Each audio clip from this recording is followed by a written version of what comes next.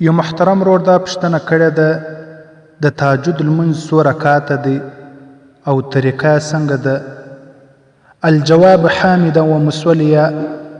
قدرمنو، عام طور د حضرت نبی اکرم صلی الله علیه وسلم عادت مبارکه 8 رکعاته وو، لیکن دا 8 رکعاته د فرض لمنځو تره نه دی، سپای کې کمی او بیشي نه کیږي.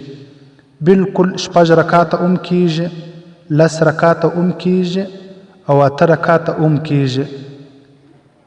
او بل دا په 2 رکعاته سره کیږي چې 2 رکعاته د نفل به تړي، چې نیت کوم د زړه د خلاصه لمونځ کوم 2 رکعاته نفل تهجد په دې حاضر وخت مخ مې دی و طرف ته د کعبه شریفه.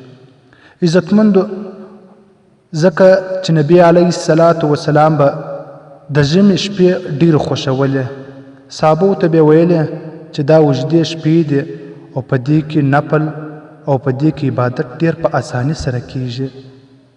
نو الله جل جلاله دې موږ تاسو ته توفیق راکړي چې دغه ژمی را روان دی او دا اوږدې شپې را روان دي، کم از کم په شپه کې نیمه ګنټه و الله ته ورکو او لاسونه پورته کو چې یا الله پر دې امت مسلمه باندې رحم وکړه. په حواله سره بخاري شریف جلد نمبر 1 صفحه 153.